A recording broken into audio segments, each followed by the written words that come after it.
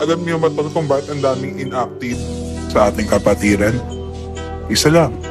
Kasi ini-expect nila kung ano yung maitutulong ng kapatiran sa kanila. Ngayon, pag hindi nagawa or hindi na-reach ng ating kapatiran ang kanilang inaasahang maitutulong nito sa kanila, nag-i-inactive sila, nawawalan sila ng gana. Kasi expected nila maraming maitutulong ang kapatiran sa kanila. Pero dapat hindi ganun. Dapat isipin mo lagi kung ano yung maitutulong mo sa kapatiran. Kasi ikaw yung kusang pumasok dyan. Hindi ka pinilit, wala nagpilit sa'yo. Kaya don't expect anything. Okay? Huwag kang mag-expect agad-agad. Kasi kung may maitutulong man ang kapatiran sa'yo or sa inyo, kusang darating yan. Kusang mangyayari yan. Okay? So sa mga inactive dyan, wala nang ganang tumambay, wala nang ganang mag-active, please mag-active kayo.